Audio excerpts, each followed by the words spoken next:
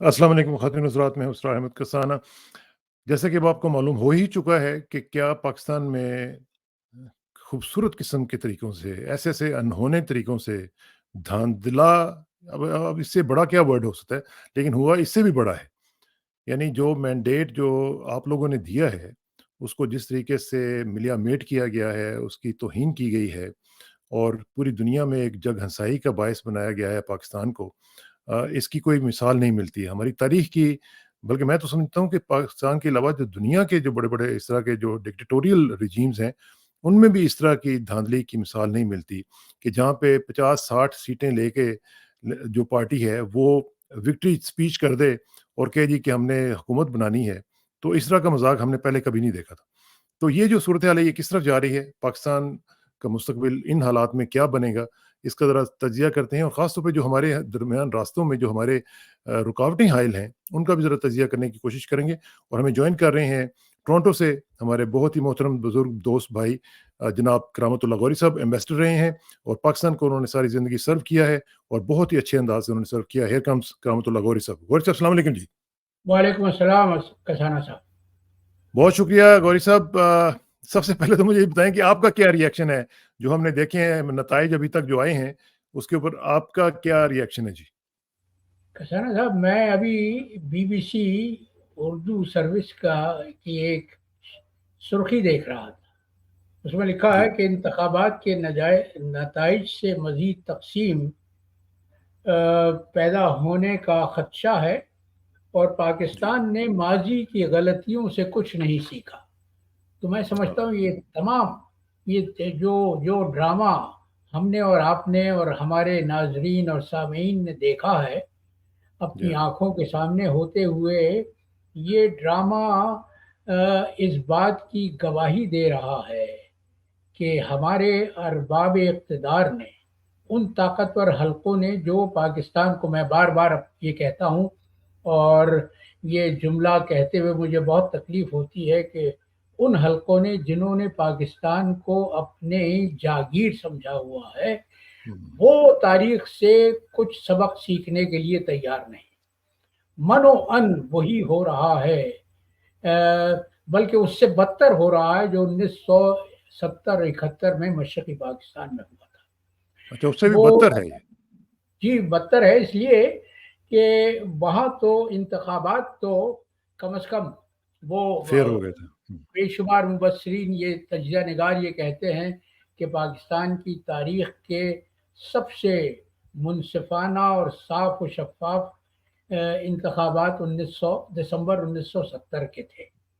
لیکن اس میں بھی ایک رمز تھا، اور رمز یہ تھا کہ اس وقت جو تالِ آزما، جو عسکری تالِ آزما پاکستان کی تقدیر کے مالک بنے ہوئے تھے، جنرل یحییٰ، انہیں ان کے مشیروں نے یہ مشورہ دیا تھا کہ آپ انتخابات تو کروا لیجئے اور نتائج کی طرف سے پریشان نہ ہوں، کیونکہ کوئی سیاسی پارٹی ان انتخابات کے ذریعے سے واضح اکثریت نہیں لے سکے گی، اور لہذا آپ اس حیثیت میں ہوں گے انتخابات کے نتائج سامنے آنے کے بعد کہ آپ کنگ میکر کا رول پلے کر سکیں۔ تو ٹھیک۔ یحییٰ خان نے اس امید پر صاف اور شفاف الیکشن کروائے تھے کہ کوئی سیاسی پارٹی واضح اکثریت نہیں لے سکے گی، لہذا میں اپنی جگہ برقرار رہوں گا اور میں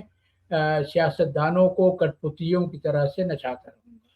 لیکن نتائج نے ان کے اور ان کے مشیروں کے تمام تجزیوں کو غلط ثابت کر دیا۔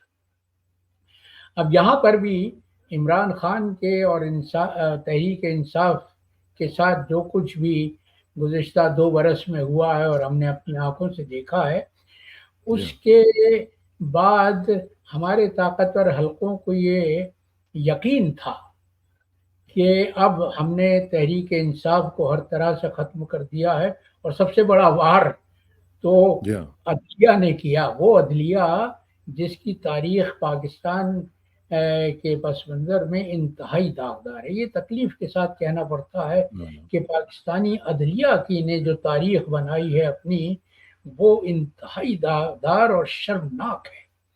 اور پاکستان میں جمہوریت کشی کا آغاز ہوا تھا 1954 میں، جی ہاں، جب اس وقت کے گورنر جنرل غلام محمد نے پاکستان کی پہلی دستور ساز اسمبلی کو تحلیل کر دیا تھا۔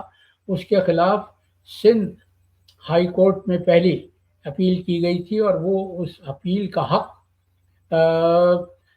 مولوی تمیز الدین خان جو اسپیکر جی تھے اس ان کی اسمبلی، جی ہاں، ان کے حق میں آیا تھا۔ لیکن ہوں، پھر وفاقی حکومت نے اس وقت جو فیڈرل کورٹ تھی، اس وقت تک سپریم جی کورٹ ہاں، نہیں بنی، فیڈرل کورٹ تھی، اس میں اپیل کی، اور اس وقت فیڈرل کورٹ کے جو جسٹس سربراہ منیر، تھے منیر احمد، انہوں ہوں، نے غلام محمد کے فیصلے کے حق میں ساتھ کیا، اور یہ کہہ کے ساتھ کیا کہ نظریہ ضرورت کے تحت یہ جائز ہے۔ تو اس نظریہ واہ، ضرورت کو پاکستان کی عدلیہ اپنی بائبل بنا کے بیٹھ گئی ہے۔ اور ہوں، یہاں پر ہم نے یہ دیکھا کہ تحریک انصاف کو اس کے بلے کے نشان سے محروم کر دیا گیا، صرف اس لیے تاکہ تحریک انصاف ایک سیاسی ہوں، پارٹی کے بطور ان انتخابات میں حصہ نہ لے سکے۔ اب اس ٹھیک، کے امیدوار آزاد امیدواروں کی حیثیت میں ہوں، میدان میں کودے، اور انہوں نے اپنی کامیابی کے جو جھنڈے گاڑے۔ میں تو حیران جی ہوں، ہاں، میں لائیو کوریج دیکھ رہا تھا پاکستان کے نشریاتی اداروں پر، اور ہر نتیجہ خاص جو آ رہا تھا وہ آزاد امیدواروں کے حق میں تھا۔ حق میں آ رہا تھا، لاہور ٹھیک، جو تخت لاہور سمجھا جاتا ہے، جس کو مسلم لیگ کا گڑھ کہا جاتا ہے، وہاں بھی نواز شریف ڈاکٹر یاسمین راشد سے بہت پیچھے تھے۔ بہت پیچھے اور تھے، حیرت تو وہ ہے جو سیال کوٹ میں ہوئی، وہاں جی ہاں، وہ تو ایماندار جیت کی چکے تھے، ہوں، ماں میلوں آگے تھی خواجہ آصف ہاں، سے، لیکن جو نتیجہ ڈاکٹرنگ کے بعد، انجینئرنگ کے بعد سامنے آیا، اس میں خواجہ آصف فاتح قرار دے دیے گئے۔ تو یہ انجینئرنگ کی ضرورت پڑی ہے، اس لیے کہ وہ جو خیال تھا، خام خیال تھا کہ جی ہم ہاں، نے تحریک انصاف کو منتشر کر دیا ہے اور اب یہ مجتمع نہیں ہو سکیں گے، اس کو آزاد امیدواروں کی کامیابی نے اس خواب کو چکنا چور کر دیا۔ اور چکنا اس چور کے کر دیا، بعد اور ہم نے دیکھا غوری صاحب کہ جو بھی ایک مینڈیٹ کی بات کر رہے تھے کہ جی سپلٹ مینڈیٹ آئے گا، وہ تو آپ نے جس طرح کہا کہ چکنا چور کر دیا۔ لوگوں جی، نے جس طریقے سے ووٹ ڈالا ہے، جس طریقے سے باہر جس سے جوش و ممالک سے خروش لوگ کے گئے ہیں، ساتھ حصہ جس لیا ہے جوش و انہوں خروش کے ساتھ حصہ لیا ہے، انہوں نے تو پیپل ہیو اسپوکن اپ، اب انہوں نے نے۔ یہ ہاں بتا دیا ہے، اور ان کا مینڈیٹ بھی یہ ہے کہ ہمیں اس وقت سویلین بالادستی کی ضرورت ہے۔ ان کا یہ جی، مینڈیٹ ہے کہ ہمیں انصاف کی ضرورت ہے۔ ان کا مینڈیٹ یہ ہے کہ انہوں نے کہا ہے اور لاؤڈلی کہا ہے کہ ہمیں جمہوریت چاہیے، ہم جمہوریت پہ ایمان رکھتے ہیں۔ لیکن اب کوئی سنے تو مسئلہ تو یہ ہے۔ نہیں، وہی تو ہے، طاقت کا زوم ہے، طاقت کا نشہ ہے۔ وہ ہینری کسنجر، جن کا ابھی حال ہی میں انتقال ہوا ہے، انہوں جی نے ہاں، ایک جی ہاں، بڑا تاریخی جملہ کہا تھا۔ انہوں نے کہا تھا کہ پاور از دی الٹیمیٹ ایفروڈیزیاک، بالکل یعنی بالکل، وہ جو ہمارے حکیموں کے نسخوں میں ہوتا ہے نا، طلائے ہاں شاہی اور طلائے ہاں، اکسیر، تو ہنری جی کسنجر جی کا جی، کہنا یہ تھا کہ سیاسی اقتدار اور طاقت وہ وہ سب سے بڑی اکسیر ہے، وہ الٹیمیٹ، سب سے بڑی طرح ہے۔ تو ہمارے جرنیلوں کا رویہ یہ ثابت کر رہا ہے کہ وہ ابھی تک یہ سمجھتے ہیں کہ وہ اپنے ڈنڈے کی طاقت کے بل بوتے پر عوامی مینڈیٹ کو نہ صرف چرا سکیں گے، بدل سکیں گے، بلکہ عوام کو یہ مجبور کر دیں گے کہ وہ ان کے فیصلوں کے آگے سر تسلیم خم کر دیں۔ کم اب کر دیں، صحیح اب بات، رانا صاحب، مقدمہ اب عوام کی عدالت میں ہے۔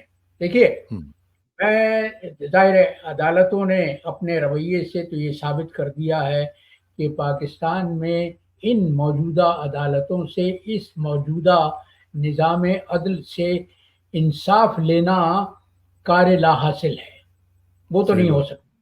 तो अवाम को अब अपनी अदालत में ये फैसला करना हुँ, होगा कि वो क्या अस्करी ताकत के गुलाम रहना चाहते हैं, क्या वो उसके मातूब रहना चाहते हैं, या वो हुँ, अपना ये बुनियादी हक, उनका जमहूरी हक है। देखिए, बेशक। जमहूरियत में जो हमारा आइन ये कहता है कि हुक्मरानी पाकिस्तान पर खुदावंद ताला की है, लेकिन उस हुक्मरानी को पाकिस्तान के अवाम, पाकिस्तान के जमहूर खुदा के नाम पर उसको इस्तेमाल कर रहे हैं। तो ये तो ताकत का जमहूरियत में हुकूमत का और रियासत का और सियासत का मंबा और हुँ, सरचश्मा तो अवाम है।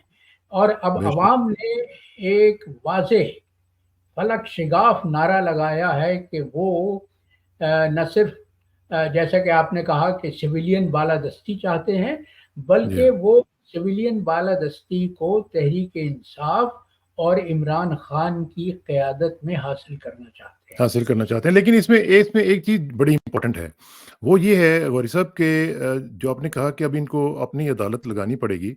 वो ज़ाहिर है एक एक मूवमेंट है जो कि रेज़िस्टेंस मूवमेंट कही जा सकती है। अभी आपने ज़िक्र किया किसिंजर का, तो एक अमेरिकी जो सदर गुज़रे हैं वुडरो विल्सन साहब, मुझे उनका एक कोटेशन याद आ रही है। उन्होंने कहा था कि the history of liberty is a history of resistance. और ये बिल्कुल एग्जैक्टली। सही बात है कि जब आपने इस तरह अपने कौमों को बदलना होता है तो आपको रेज़िस्ट करना पड़ता है। बल्कि आप तो खुद शायर हैं, मैं आपको एक राजस्थान भारत के हमारे एक दोस्त हैं शायर, उन उन सरफराज बज़मी साहब, उनके 2-1 शेर सुनाता हूँ। वो कहते हैं कि ना असीर गुंबद शाह का, ना फ़कीर हुस्न निगाह का, ना हरीस हम्म। ताजो कलाह का, ना मुरीद दौलतो जाह का, ना सिकंदरी से कोई गर्ज़, ना मरीज़ खौफ़े सिपाह का, ना मुफक्करों में शुमार कर, ना मनाज़रों में तलाश कर, जो डटी हुई हैं महाज़ पर, मुझे उन सफ़ों में तलाश कर। तो वाह। ये जो सूरत-ए-हाल है, इसमें अवाम जो है रेज़िस्टेंस ही तो कर रही है, लेकिन अब उसकी एक नई फ़ेज़ आ गई है। अब आके उनको क्या करना चाहिए? आर्म्ड रेज़िस्टेंस की तरफ तो जाना नहीं चाहिए, कभी भी नहीं जाना चाहिए। लेकिन जो पैसिव रेज़िस्टेंस है, उसका असर ही नहीं हो रहा। देखिए ना, बैलेट बॉक्स पे जब कोई रिज़ल्ट नहीं उनको मिलेगा, वो फिर क्या करें? उनके पास ऑप्शंस क्या हैं? नहीं, देखिए अवाम को तो आप बिल्कुल सही कहते हैं कि कौम और मुल्क के हक में ये बिल्कुल साज़गार नहीं है कि अवाम सड़कों पर निकल आएँ और दहशतगर्दी का आगाज़ हो जाए। लेकिन हाँ, लेकिन अवाम को मजबूर किया जा रहा है। देखिए, अवाम ने तो, जमहूर ने तो अपने अपने वोट की ताकत से अपने हुकूक को मनवाना चाहा। हाँ। लेकिन अगर उस हक को कोई चुरा ले जाए, आप क्या करेंगे? अगर आपके घर में चोर घुस आए और वो आपकी किसी भी चीज़ को लेकर भागना चाहे, तो आप उस चोर को पकड़ने की कोशिश करेंगे ना।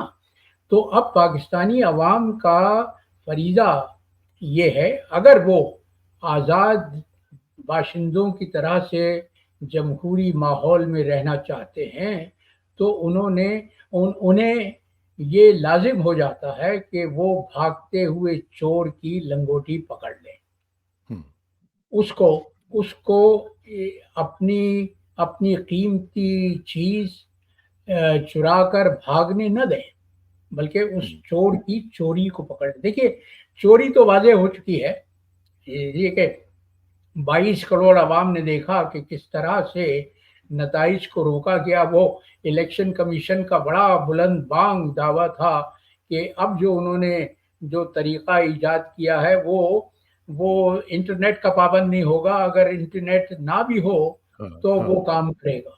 लेकिन अब वही इलेक्शन कमीशन के सेक्रेटरी ये उज़्र पेश कर रहे हैं कि वो हमारे सिस्टम ने काम यूँ नहीं किया कि इंटरनेट बंद हो गया था, मोबाइल सर्विस बंद हो गई थी, लिहाजा वो काम नहीं किया। बाबा, आपने करोड़ों रुपया खर्च करके, महीनों काम करके एक सिस्टम ईजाद किया जिसके मुताल्लिक आपका दावा था कि वो फेल प्रूफ है। हाँ। लेकिन वो जो बिल्कुल टाइटैनिक के मुताल्लिक भी ये शोहरत दी गई थी ना कि टाइटैनिक वो हाँ, जहाज़ है कि जो वो कभी नहीं, डूब नहीं सकता। लेकिन हाँ, اپنے پہلے ہی سفر میں ڈوب گیا. تو یہاں بھی یہ الیکشن کمیشن کے ایجاد بندہ کے ساتھ یہ ہوا ہے کہ وہ اپنے پہلے ہی امتحان میں ناکام ہو گیا. اور الیکشن کمیشن کا جو رویہ رہا ہے آپ دیکھیے وہ بہت کہ نیگیٹو. قانون آئین الیکشن کمشنر کو چیف الیکشن کمشنر کو اختیارات دیتا ہے. وہ اختیارات جو کسی مطلق العنان حکمراں کے ہوتے ہیں کہ وہ الیکشن کروانے کے عمل میں جس حکومت کے جس ادارے کو چاہے اپنا پابند کر سکتا ہے, حکومت کی جس ایجنسی کو چاہے اپنی مدد کے لیے بلا سکتا ہے, وہ election commissioner chief election commissioner وہ تو لگتا یہ ہے کہ وہ چپ کا روزہ رکھ کے بیٹھ گئے تھے اور انہوں نے کوئی کام نہیں کیا, کوئی فریضہ ادا نہیں کیا, جس کی وجہ سے یہ جو خلل پڑا تھا یعنی انتخابات انہوں کے نے آنے میں جو ان کا جو فریضہ تھا جو نظر آ رہا تھا وہ یہی تھا کہ کم سے کم ٹرن آؤٹ ہو.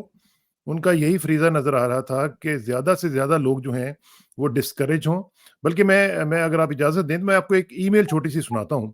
ہماری جی کسی بہن نے یہ بھیجی ہے اور ہماری بہن یہ لکھ رہی ہیں کہ السلام علیکم اسرار بھائی, آج ہم لوگ اپنا ووٹ کا حق استعمال کر رہے ہیں.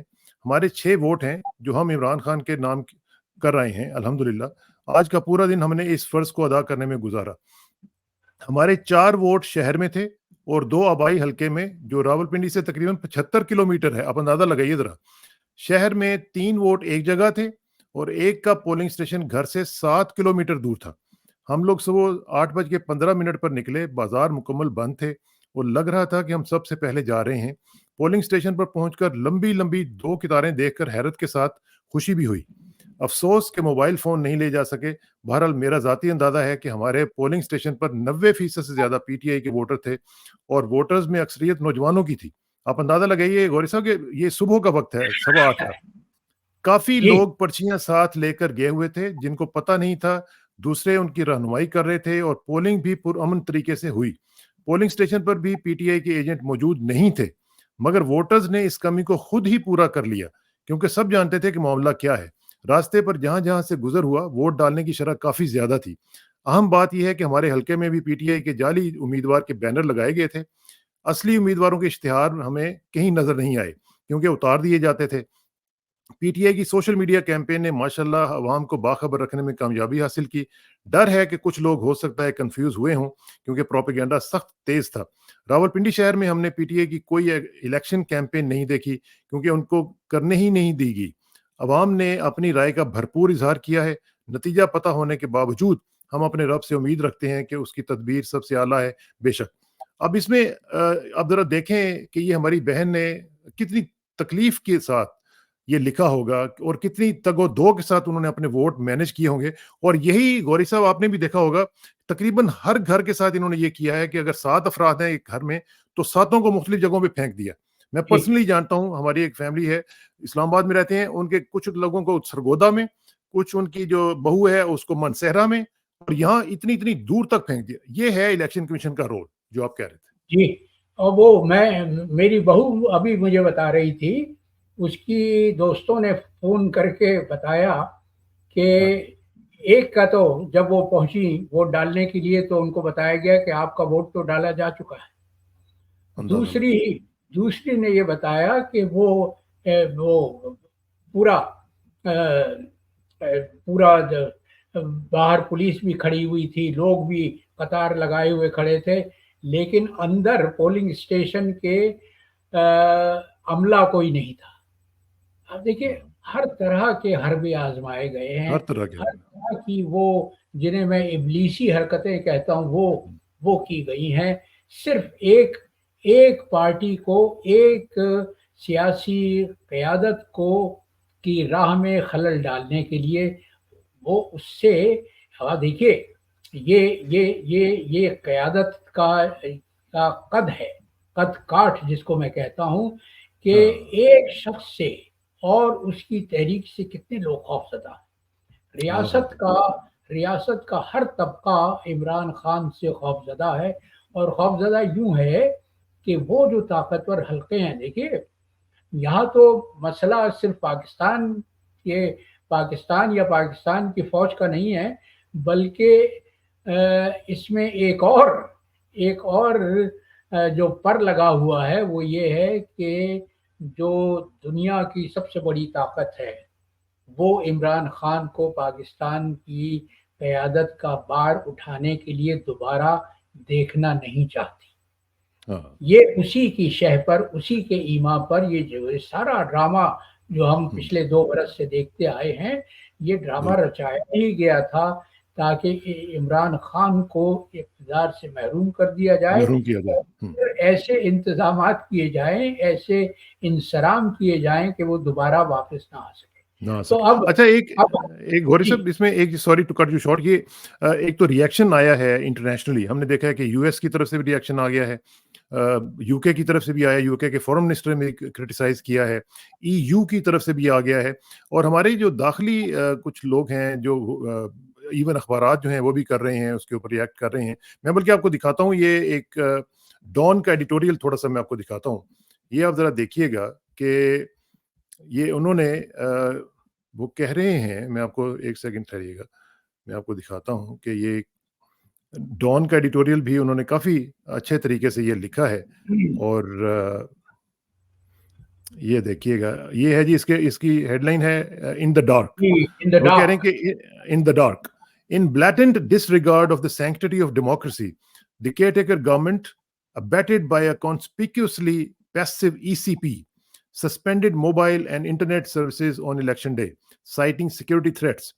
The move rendered thousands of voters clueless as to where their polling stations were, as the ECP's 8300 SMS service could only be operated on mobile networks. The decision not only defies court orders mandating uninterrupted internet connectivity during the polls, it raises a glaring question: how does snapping communication channels deter terrorism? The rationale is mind-boggling. اب یہ Dawn کہہ رہا ہے جی، اور Dawn جو کسی طرح سے بھی عمران خان کا دوست نہیں ہے. بالکل بالکل بالکل عمران خان کا دوست نہیں ہے، اور ان کو بھی کہنا پڑ گیا یہ جو حرکتیں کی گئی ہیں وہ اس قسم کی ہیں کہ ڈان جیسے اخبار کو بھی یہ کہنا پڑ گیا کہ تم نے جو کچھ بھی کیا ہے وہ انتہائی غلط ہے. وہ آخری لائن ان کی یہ ہے کہ the people deserve better. They deserve an unimpeded chance to shape their destinies through the ballot box without the shadow of manipulation or coercion. جی، اصل تو یہ دونوں کا گٹھ جوڑ ہے، مینیپولیشن اور کوئرشن. بالکل یہ وہی جو میں کل بات کہہ رہا تھا کہ اب ڈیٹا کا معاملہ مقابلہ ڈنڈے سے ہے، تو ڈنڈا اپنے آپ کو منوانا چاہتا ہے. تو اسی لیے تو میں نے اپنی گفتگو کا آغاز اسی سے کیا تھا کہ اب معاملہ عوام کی عدالت میں ہے، وہی منصف ہیں، وہی وکیل استغاثہ ہیں، اور انہی کو جرح کرنی ہے اپنے حقوں میں، اپنے آپ کو کسی بات کا قائل کرنا ہے کہ یہ ہمارا طریقہ عمل ہوگا، یہ ہمارا لاہیہ عمل ہوگا. اور میرا خیال ہے کہ لوگوں کو یہ بھی پتہ ہونا چاہیے کہ we are in for a long haul. یہ ایک آدھے دن کا مسئلہ نہیں ہے، یہ تو اپنی طرف سے انتظام کر کے بیٹھے ہیں. اور دیکھیے کہ وہ جو P45 ہوتا ہے، فارم 45، جس میں آفیسر اپنے دستخطوں کے ساتھ یہ پورے اعداد و شمار دیتا ہے کہ کون کس امیدوار نے کتنے ووٹ لیے، اس کی بنیاد پر پی ٹی آئی کے آزاد امیدواروں نے 179 نشستوں پر فتح حاصل کی تھی. لیکن اب جو اعداد و شمار ہمارے سامنے آ رہے ہیں الیکشن کمیشن کی طرف سے، اس میں پی ٹی آئی کے امیدواروں کی فتح یابی کی تعداد صرف 84 ہے، جو ہفتے میں نے ابھی لیٹسٹ دیکھی تھی. اور نواز جیو جو ہے، جیو کہہ رہا ہے کہ 99 آزاد ہیں جیو کے مطابق. اب اگر جیو، آپ کو پتہ ہی ہے جیو کس کی لائن ٹو کرتا ہے، وہ کہتے ہیں کہ آزاد امیدوار جو ہیں وہ 99 ہیں، جو نون لیگ ہے اس کے 71 ہیں، اور پیپلز پارٹی کے 53 ہیں. تو 50 نون لیگ نے تو اپنی وکٹری اسپیچ بھی دے دی ہے نواز شریف صاحب نے تو ہاں ماشاءاللہ. ہاں ہاں نہیں مطلب انہوں نے تو اسپیچ ویسے دے دی. ویسے مجھے ایک یہ مائنڈ سیٹ بتائیں ذرا غوری صاحب, آپ نے تو ساری زندگی ان کو, بلکہ میں کہوں گا بھگتا ہے اس طرح کے سیاستدانوں کو, تو یہ کیا مائنڈ سیٹ ہے کہ بھئی آپ کی کہہ رہے ہیں کہ جی میں سنگل لارجسٹ پارٹی ہوں. سنگل لارجسٹ پارٹی اب کیسے ہو سکتے ہیں جو 60 سیٹس کے ساتھ یا 70 سیٹس جبکہ کے ساتھ؟ عوام نے اپنے ووٹ کے ذریعے ہاں, سے تحریک انصاف کو سب سے بڑی مینڈیٹ دیا ہے. سیاسی پارٹی کی ہاں, حیثیت سے منوایا ہے نا. عوام ایبسولوٹلی کا مینڈیٹ جس پارٹی کو ملا ہے وہ تو تحریک انصاف ہے. اب یہ ایبسولوٹلی ان پر تو الطاف خسروانہ ہے. الطاف خسروانہ جسے کہا جائے کہ وہ تو شاہ کی رضا سے, شاہ ہاں, کی چوری سے, شاہ کے خیرات سے ان کو یہ ووٹ ملے ہیں, ان کو یہ سیٹیں ملی ہیں. اور اب اس کے باوجود لیکن میں اسے کس لقب سے نوازا جائے کسانہ صاحب, بے شرمی, بے غیرتی اور بے حیائی کی انتہا ہے کہ عوام نے آپ کو رد کر دیا. عوام نے عوام رد کر کے ذریعے سے عمران خان اور اس کی تحریک انصاف کے حق میں ووٹ دیا, لیکن آپ مصر ہیں صرف اس لیے کہ آپ کے سر پر جو چھتر چھایا ہے وہ اس طاقت کی ہے جو اپنے آپ کو پاکستان کا مالک و مختار سمجھتی ہے. مالک مختار سمجھتی ہے. اور یہ جو آپ نے بتایا نا کہ شاہ کی جو بات آپ نے کی, اس میں ایک چیز ان کو یاد رکھنی چاہیے, وہ فارسی میں کہتے ہیں قرب سلطان آتش سوزاں بود, کہ جو بھی, ہاں ٹھیک ہے نا, یہ اتنی بڑی آتش ہے کہ ان کو پتہ نہیں ہے. اچھا آخر میں تھوڑا سا مجھے ذرا بتائیں, ایک ٹویٹ کیا ہے شاہین صاحبائی صاحب نے, غوری صاحب, انہوں نے یہ کہا ہے کہ ان کو اطلاع اندر سے ملی ہے, یعنی ود ان دی انسٹیٹیوشن کچھ لوگوں نے ان کو بتایا ہے کہ عمران خان کو خدا نخواستہ ایلیمینیٹ کرنے کی اب کوشش کی جا سکتی ہے. کوئی اس طرح کا خدشہ آپ کو محسوس ہوتا ہے کہ یہ جو حالات ہیں ان میں؟ اب میرے خیال سے اب وہ خطرہ اور بڑھ گیا ہے, عمران کی جان کو خطرہ بڑھ گیا ہے, اس لیے کہ اب تک تو یہ امید تھی کہ ہم نے پارٹی کو جس طرح سے منتشر کرنے کی کوشش کی ہے, جس طرح سے سب پہنچائی ہے, اس کے بعد اب یہ تحریک انصاف جاں بر نہیں ہو سکے گی. لیکن تحریک انصاف نے تو یہ ثابت کر دیا کہ وہ جسے آپ کہیں سخت جان ہے, وہ اس کو اب تک عوام کا بھرپور اعتماد حاصل ہے, بلکہ پہلے سے زیادہ اعتماد حاصل ہے. اور یہ عوام کے جوش و خروش نے یہ ثابت کر دیا ہے کہ وہ صرف تحریک انصاف کو اس حیثیت میں دیکھتی ہے, اس قابل سمجھتی ہے کہ وہ عوام کو ان کے بنیادی حقوق دلوا سکے. لیکن اب جو بازیگر جن کو میں کہتا ہوں, وہ بازیگر جو اپنے ایئر کنڈیشن کمروں میں بیٹھ کے یہ سمجھتے ہیں کہ وہ جو فیصلہ کریں گے, اس لیے کہ وہ اپنے آپ کو سب سے بڑے محب وطن سمجھتے ہیں, اور جو ان کے منشور سے متفق نہ ہو وہ غدار وطن ہے. تو انہوں نے اب شطرنج کی نئی بساط بچھائی ہے, اور اس پر مہرے وہی ہیں جو ان کے آزمودہ مہرے ہیں, جن کو وہ اس قابل سمجھتے ہیں کہ ان کے فرمان پر, ان کے حکم پر بلا چون و چرا تعمیل کی جائے. تو اب دیکھنا کہ حکومت سازی کا جو مرحلہ ہے وہ کس طرح سے طے ہوتا ہے, کیونکہ فی الحال تو کوئی پارٹی اس حیثیت میں نظر نہیں آتی کہ وہ اپنے طور پر حکومت بنا سکے. صحیح بات. تو اب چلیں میرے اس کو خیال ہم دیکھتے رہیں گے, اس کو ہم فالو کرتے رہیں گے. آپ کا بہت بہت شکریہ. لیکن ایک چیز میں ضرور اپنے تینوں حضرات جو ہیں ہمارے ویورز, ان سے یہ ضرور کہوں گا کہ دیکھیں, وہ کہتے ہیں کہ when we are no longer able to change a situation, we are challenged to change ourselves. اب ہمیں اپنی جو حکمت عملیہ اس کو چینج کرنا چاہیے, ہمیں اب دیکھنا پڑے گا کہ اب نئی سچویشن جو ہے وہ کیا ہے, اور اس میں مایوس بالکل نہیں ہونا. اس کو ہمیں, جیسے میں نے پہلے کہا کہ we are in for a long haul, وہ بلکہ وہ کہتے ہیں just when the caterpillar thought the world was ending, he turned into a butterfly. تو یہ کسی وقت بھی جو ہے یہ چیزیں لا آف ایکومولیشن کے تحت یاد آ رہا ہے کسانہ صاحب, ایک پرانا شعر یاد آ رہا ہے کہ کسی نے ایسے موقع کے لیے کہا تھا کہ خود اپنے ہی سوز باطنی سے نکال ایک شمع غیر فانی, چراغ دیر و حرم تو اے دل بجھا جلا کیے ہیں بجھا کریں گے. बुझा तो करेंगे, अपनी बातनी से अब वो शमा निकालनी होगी जो निकालनी होगी। फरोजा है और जिसकी रोशनी आपको तहरीक दिलाती रहे कि आपके हुकूक गस्ब किए गए हैं और उन हुकूक को वापस लेना सिर्फ आपकी जिम्मेदारी है।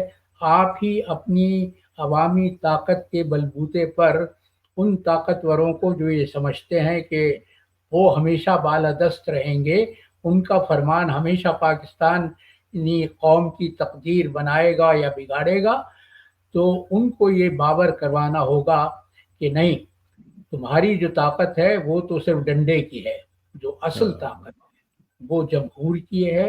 और और वो जमहूर अब पाकिस्तान में देखिए, इमरान खान का मैं ये कहता हूँ सबसे बड़ा कारनामा तो यही है कि हाँ, उसने उस तबके को जो खामोश अक्सरियत कही जाती थी, जिसको बिल्कुल, सियासत से कोई दिलचस्पी नहीं थी, उसमें जो सियासी शऊर बेदार किया है, जो सियासी शऊर को नए सिरे से जन्म दिया है, वो इमरान खान का सबसे बड़ा कारण। सबसे बड़ा कारण है। बिल्कुल सही बात है। वारिस साहब इंशाल्लाह आपसे राब्ता रहेगा and it's always a pleasure to have you. बहुत-बहुत शुक्रिया, इंशाल्लाह जल्दी मुलाकात होगी जी। Thank you very much. अस्सलाम वालेकुम। इंशाअल्लाह। इंशाल्लाह।